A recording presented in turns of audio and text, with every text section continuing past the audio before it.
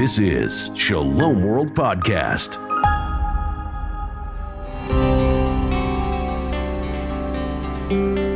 Welcome to Voyage. I am your host, Frances Hogan.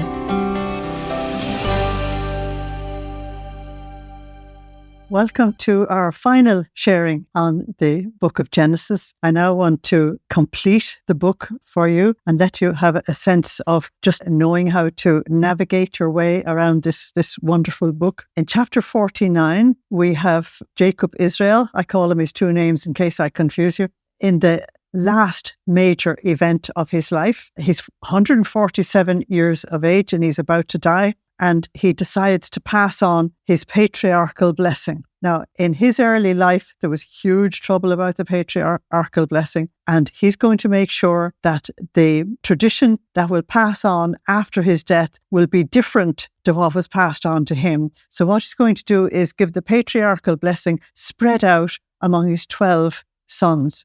And instead of choosing a specific inheritor, he's going to pass on the inheritance to each one of his sons so that they all become princes, they all become leaders. And so he solves the problem that was in the family all the time. So this is a major event. And what he does is he makes no difference between one and the next, because what he wanted to do privately with Joseph is done. So it's not done rubbing it in their noses, as we say. And now he starts with Reuben, the firstborn, and it goes down to the final one, not according to their mothers, but according to when they were born. So everybody is dealt with equally. They're all adults, but they're now all going to be leaders in their own right. Nobody will ever be called a patriarch again. They will be called princes or leaders of their people. And because there was 12 of them, and this was going to have to spread out over the whole land of Canaan, this was a very wise move on his part. Okay. At this particular point, most of these men that we're talking about would have been grandparents, and so very senior figures in the clan, and to constitute them princes was actually very important. I'm using the word prince, I mean leader or any other title that you would give them, but prince sort of seems to say it. He had assessed their characters very well. He had known them all these years. He'd known them all their lives, and he wants to give them a prophecy according to the way each one of their tribes will actually affect future history. And he gets every single thing absolutely right. If the veracity of a prophecy is according to the way it's fulfilled, well, this is a real prophecy. So in verses 1 and 2, he tells them to gather together, that he is going to speak to each one of them. And so each one of them is going to hear the destiny of his own tribe publicly in front of the others. They will all know each other. They will all know the destiny they have. They will all know how to handle the land of Canaan when they get there. And when you read the book of Joshua, this chapter 49 of the book of Genesis is actually terribly important, because they allocate the land according to the prophecies of Jacob, which is very, very interesting. So this is the first declared prophecy in Scripture. And he's very conscious of where they're at now, but where they can actually go in the future as well. So he's going to address them according to their divine calling as a chosen people. So let's take the first one, which is Reuben. He should have been the one with dignity and power and excellency among the whole clans, but he's not. And he doesn't get the inheritance, and he doesn't get the special blessing. And he is told, you will not excel. That's not very funny to hear this in public. And the reason given is that he had defiled his father's bed by sleeping with one of the concubines. And this was an absolute no-no. In fact, in those cultures, he would have been killed for doing such a thing.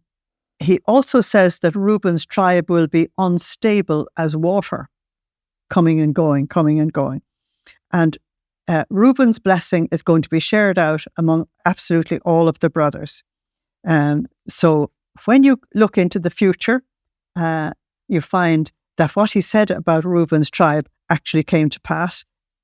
It didn't actually last. they insisted on having property on the east side of the Jordan at the time of Joshua, but afterwards they were assimilated into Assyria and so on. He then takes Simeon and Levi together, the two that operated the massacre back in Shechem, and he gives a long thing about them, which I've already read to you in a previous session, and I won't read it now, but he calls them instruments of cruelty. The sins of the past come back to haunt us, and he's telling them, like, if they don't redeem themselves, that things are not going to be good in the future. And he says, cursed be their anger because it was fierce. He says their problem was anger, self-will, and revenge. All very negative stuff, all the exact opposite of Joseph. Forgiveness, love, self-giving. So he says then that he will divide them in the promised land. And when it came to the time of Joshua, these two tribes were divided. And Simeon was given a piece of property in the land of Judah. They eventually were completely assimilated into the tribe of Judah and disappeared. The tribe of Levi redeemed itself at the time of Moses, when at the apostasy at the golden calf, they decided that they would stand for the Lord. And because they stood for the Lord there bravely, then they were allowed to be the tribe that would be the priests, and all of the priesthood was given to them. But when you come to the time of the allocation of land at the time of Joshua, they were scattered all over because they were given the Levitical cities, as it is called, and they were cities of refuge for others. Won't go into that, just illustrating that they were indeed scattered. So let's come to Judah. Judah is the fourth one. And Judah is the first one that gets something positive said to him. Your brothers will praise you. You will be a lion, that means a king. He would produce a whole line of kings. The scepter shall not pass from Judah, nor a lawgiver from between his feet until Shiloh comes, and to him shall be the obedience of the peoples. Now, the word Shiloh is translated differently in different Bibles, but it actually indicates the Messiah, he to whom the scepter truly belongs. So, why is Judah given such a positive message? Because Judah has redeemed himself in offering himself as a sacrificial victim to save Benjamin. And so this completely exonerated him, and now there's only a future full of hope for him. So he became the tribe that would bring forth the Messiah. Judah did in fact take the leadership for most of the history of Israel, and this leadership was part of the firstborn's inheritance. So the leadership has not been given to Reuben, but it's very specifically given to Judah. And hence I pointed out Judah as the fourth one, the one now in charge, the one now in Reuben's position as we went along in the story. And when, of course, you come to the time of Christ, he is the Shiloh, the peaceful one who would bring peace to the earth, the one who is to bring salvation to the earth. He's called the Lion of the tribe of Judah in the book of Revelation. Okay. So when you come to Zebulun, now we're not told whose mothers they are or anything else. This is just the order in which they were born, but we're still actually dealing with Leah's sons. Zebulun is told that he would be a haven for ships. He was given land that stretched from the Sea of Galilee in the east right to the Mediterranean in the west, and they became a seafaring people, which was quite unusual for the tribes of Israel. At the time of King David, they were very, very faithful to this Judean king. Okay. When you come to Issachar, this is verses 14 and 15, he's called a strong donkey. Now, donkey is a labourer, one who carries burdens. And this tribe was going to be one of the largest tribes. Even in the book of Numbers, it's considered one of the largest tribes. So they were going to sort of do well for themselves, but there's nothing more specific than that given. And when you come to the history, of Israel in the later centuries, you don't hear the name spoken. So verses 16 to 18, we come to Dan. Now, this time we're dealing with the children of the concubines. And Dan is given a most negative prophecy. It's really interesting. The 4 children are Dan, Naphtali, and Gad and Asher. So Dan is told that he will be a serpent by the way, and he will judge the people. Now, why will he judge the people? When you go into the book of Judges, the most renowned member of this clan was Samson, who was one of the judges. Also, when you go into the time of the kingship later on in the history of Israel, one of the infamous kings was Jeroboam, who actually split the nation into 2 kingdoms and brought apostasy to the entire north and created havoc among the people of God. He brought idolatry. Now, the very interesting thing is that many people will look at something like that and they won't look for evidence. They won't look for evidence as to what does the rest of the Bible say about Dan. I want to give you a hint. When you go to the book of Revelation, I've gone to the very end now. From there, we'll go back. From Revelation 7, verses 5 to 8, and you look at the tribes of Israel, the 144,000 that are to be saved, Dan isn't mentioned. He's omitted. And when you go to the book of Chronicles, chapters 2 to 10, where they give you the genealogies, Dan is completely omitted. When you go to Numbers 26, only one member of that tribe is acknowledged, not a tribe. And it's the same thing in Genesis 46. So it seems that Dan was quietly eliminated. So why would that be? Well, we know that at the time of Joshua, when the tribes were allotted land, Dan wouldn't accept the land that was given to him. And so of his own accord, without any guidance from God, he went to the north, he conquered some land, and he stayed there until at the time of the kings of Assyria came in and deported all the people from that area out. But in the deportation, which would have involved thousands and thousands of prisoners, they couldn't watch everybody, and the tribe of Dan shifted up into what eventually became known as Europe and went east and west. And there's a lot of history to do with that. So Dan became one of the lost tribes of Israel. Okay, so just give you that to think about. Then you put Gad and Asher together. These were the sons of Zilpah, and we're told that Gad would triumph in the end. We're not told very much about them in the history that follows, except that he lived in Transjordania with Manasseh and Reuben, and eventually marauding tribes coming from the east eventually conquered them. But Jacob said he would have victory in the end. For Asher, we're told only one sentence, that the bread of Asher would be rich. In other words, he was going to do very well materially and become wealthy. We don't hear anything about him in later history. Then we come in verse 10 to Naphtali. He is a deer let loose. Now, his land was around and close to the Galilee, where Jesus did an awful lot of his ministry. And so that's actually specifically mentioned in Matthew chapter 4. Jesus did an awful lot of his ministry there. Then in verses 22 to 26, we come to Joseph. Now, Joseph has already had a special blessing, but he's blessed among his brothers as well. And he's called a fruitful bough. And in this section, Israel pours abundant blessings upon Joseph. Let me read it for you. Joseph is a fruitful bough by a well, meaning a supply of water.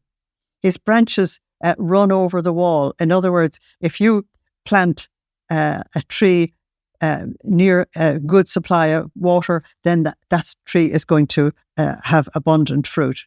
Verse 23, the archers have bitterly grieved him. In other words, he has suffered greatly, shot at him and hated him, but his bow remained in strength and the arms of his hands were made strong.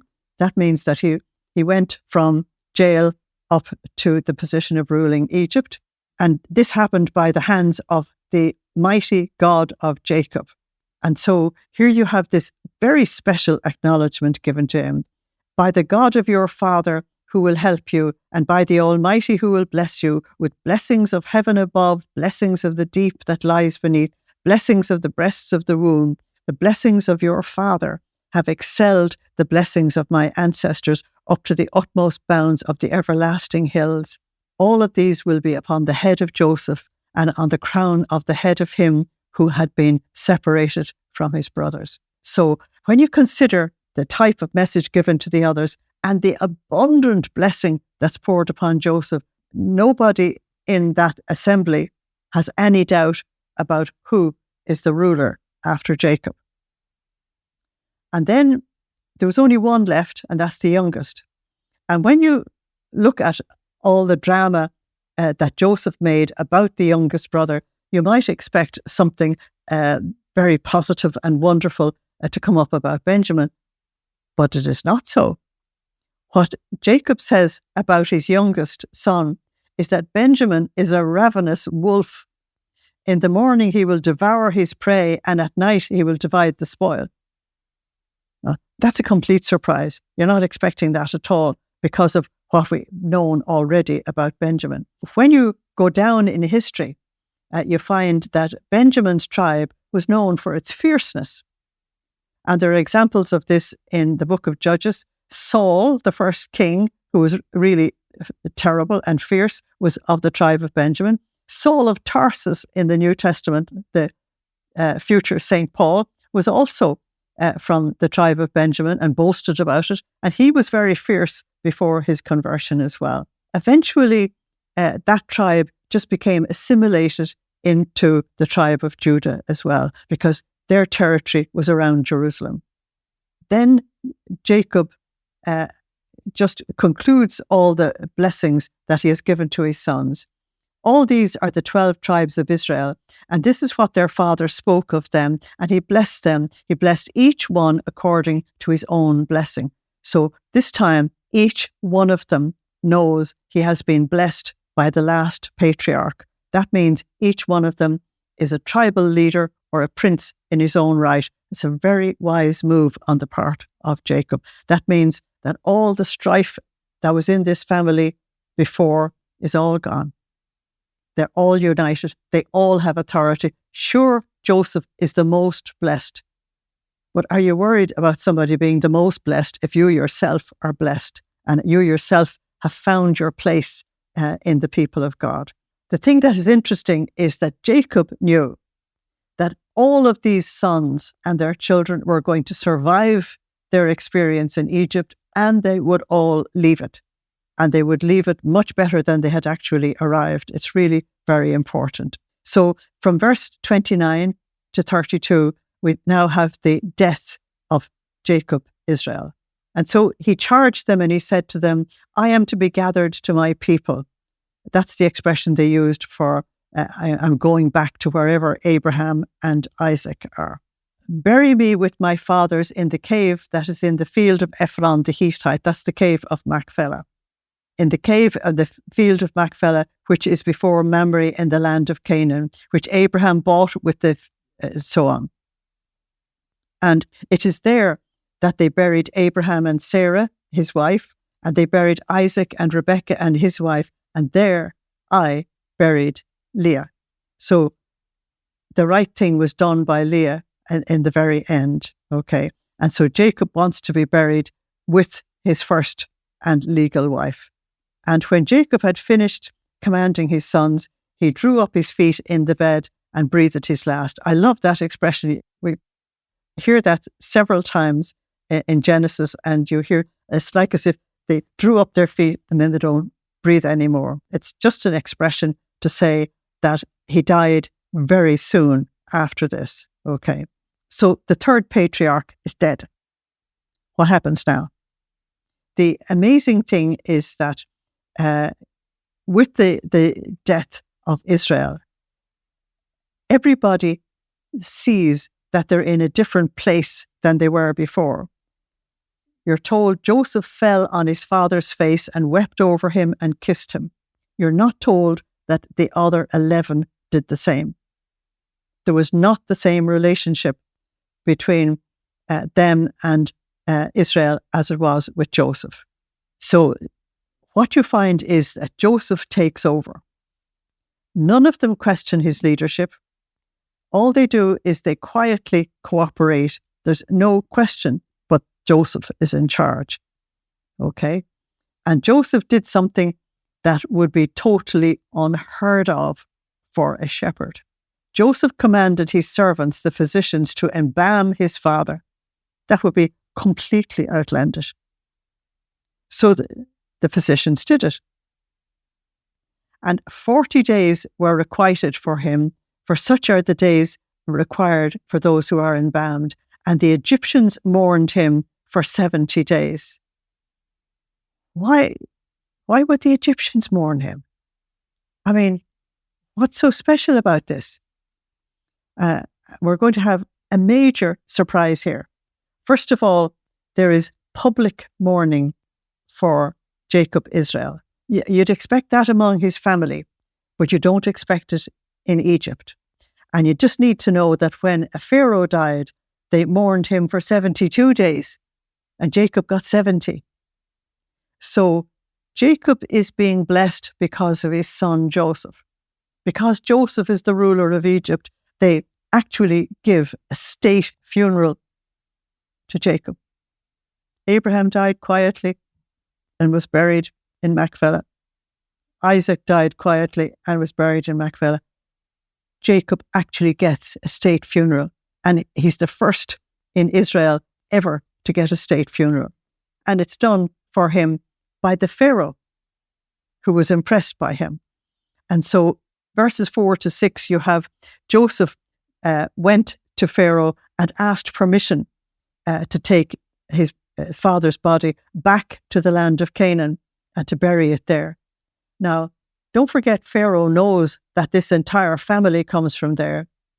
And yet Pharaoh never suspects that Joseph would not return. He just knows this man, he knows his integrity, and he trusts Joseph absolutely. And so whatever Joseph asks for, he gets. And so Joseph was able to bring his father from the land of Canaan to Egypt in style. But he certainly leaves it in style. It's really incredible.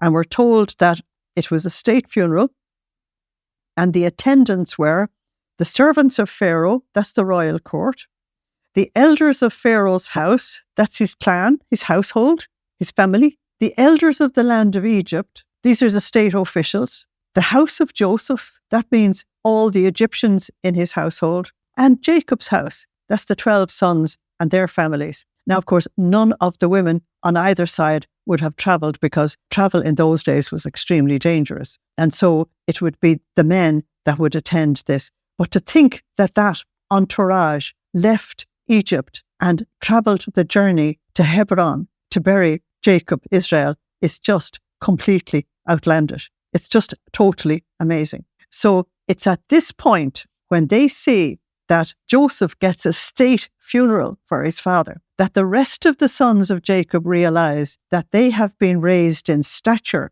in the eyes of everyone, Pharaoh downwards, because of Joseph. When you consider the evil that they brought to Joseph, and when you consider the enormity of the privilege that Joseph brings to them, there's just no comparison. They're totally bowled over, and they are completely unified, pacified, silent, accepting. It's only until the death of Joseph that you find them taking over as princes. So not only has Jacob been raised up, but they've been raised up as well. And they thought they were coming to Egypt just to survive a famine. They didn't know the blessings that were actually waiting for them. They had no idea of the dignity and status that would be given to them. Imagine them arriving at this place in Hebron and all the local people seeing all the most important people of Egypt travelling with them. That would make them come to a completely different conclusion about Jacob's family than they ever had before. And so they're all raised up in the eyes of the people. Okay. Verse 14. And after he had buried his father, Joseph returned to Egypt, which Pharaoh knew would happen. He and his brothers and all who went with him with his father. Now we have the final problem between Joseph and his brothers turning up here. And it's only when something happens that you realize what's actually in people's minds. And that's why we were told that he would expose the hearts of his family. When Joseph's brothers saw that their father was dead, they said to one another, "Perhaps Joseph will hate us now understood. And maybe he will actually repay us for all the evil that we did to him." They still haven't got it, that Joseph has done nothing but good for them. That Joseph has been showing kindness and generosity and love all the time. It's because this is where they're at, and they haven't fully resolved the problems that are inside of them. That's what's wrong. So they sent messengers to Joseph saying, "Before your father died, he commanded, saying, 'Thus you shall say to Joseph, I beg you, please forgive the trespass of your brothers and their sin, for they did evil against you.'" Are you going to believe that? No. If Jacob wanted to say that to Joseph, he would have said it to him. Because Jacob and Joseph were very close. So they make up a story. And they make up a story because they haven't the courage to go and face Joseph themselves. And they do not realize that Joseph has given them so much dignity and status. Why would they revert to this inferior behavior? And it actually upset Joseph, and he cried. Because he must have said to himself, no matter what signs I give them, no matter what I do for them, it doesn't seem to matter. They just don't get it. And Joseph wept when they spoke to him. And it was after that, when Joseph broke down, that his brothers also went and fell down before their face and said, "Behold, we are your servants." Now, this is the final fulfillment of Joseph's dream. The sun, moon, and stars, that is Jacob and all his sons, have bowed down before Joseph. And they said, "We are your servants." Now, what they're doing is acknowledging Joseph's headship, that he is the head of the family, that they're all one bunch, if I can put it this way. And Joseph is the one who has to reassure them and try and tell them, look, things are not what you think. You've got to move on from here. And Joseph said, "Am I in the place of God?" Now, why would Joseph say, "Am I in the place of God?" It's because the scripture says, "Vengeance is mine, says the Lord. I will repay." Joseph said, "I am not in the position of God. It's not for me to repay evil with evil. It's not in my position to repay hurt with hurt. It is my duty as a child of God." And you'll find this stated in Deuteronomy 6:4-10, to love God and to love my brothers. That is my duty. He says, "As for you, you meant evil against me, but God meant it for good, in order to bring about things as they are today, to save so many people alive. Now therefore, do not be afraid. I will provide for you and your little ones." In other words, Joseph is saying to them, you have misunderstood. You thought I was only providing for you because of Jacob. I was providing for you. I was loving you. I wasn't just loving you because of somebody else. And this is the final shock for the brothers, is that Joseph actually loves them when they hated him. It's really very touching. They have to be humble to receive love. You know, true love is the most humbling thing of all, because if somebody loves you truly and reaches out to you in this absolutely generous, wonderful way, as Joseph is doing to his brothers, that's very humbling, because you automatically know you don't deserve it. And you automatically know you cannot return in the same coinage as it has been given to you. And so it actually requires humility to love. And I wonder why is that the reason why so many marriages break down, that they won't go beyond feelings to true love, which is the gift of oneself to another person, not because they're good, not because they're bad, because they're utterly other, and they're a person that God has given to you to love and to serve. And what an incredible privilege it is to love and to serve another person. And so chapter 50 and verse 21 says, And Joseph comforted them. They had not yet learned the key to happiness, but I sure hope they learned it through Joseph, because Joseph alone was able to actually show them how to live as a child of God. So we now have the final stage in the book of Genesis, and it's verses 22 to 26. We can't finish it without finishing the story of Joseph. Now, as I said to you before, different stages in the book of Genesis can jump huge numbers of years, because Joseph lives until he's 110. And he seems to have lived approximately 70 years after the death of Jacob. That means that for that 70 years, Joseph has continued to provide for his brothers and their families in Goshen. There's no indication that he ever stopped. It's really very moving. And so here you have a love that goes to the very end of love and the very end of life. So there's Joseph pointing to Jesus again, the one who loved us to the extreme limits of love and the one who loves us eternally. Okay. So you're told here that Joseph dwelt in Egypt, he and his father's household, and Joseph lived 110 years. So we're now jumping huge gaps of time. Joseph saw Ephraim's children to the third generation. So again, we're being told about huge gaps of time. The children of Machir and the son of Manasseh were also brought up on Joseph's knees. So none of the details are given here, because the story that the book of Genesis wants to tell us is actually complete. Then Joseph said to his brethren, he's now speaking to the 11 men he has blessed, healed, unified, raised up as princes, and taught them how to become leaders. He speaks to them and he says, I am dying, and God will surely visit you and bring you out of this land to the land which he swore to Abraham, Isaac, and Jacob that he would give. Here is Joseph at the very end of his life, prophesying also. But I want to point out to you, Joseph doesn't pass on any blessing. He knows his father didn't constitute him as the next patriarch. That's why I pointed out to you in chapter 49 that that blessing was spread among the whole 12 brothers, so that all of them were to take the leadership. And so there are no patriarchs from this particular point onwards. Verse 25, then Joseph took an oath from the children of Israel, that is from his 11 brothers, saying, God will surely visit you. Now look at this. He's dying in faith and hope. This man has lived faith, hope, and love throughout his life. He's such a model. He's such a hero. God will surely visit you, and you shall carry up my bones from here.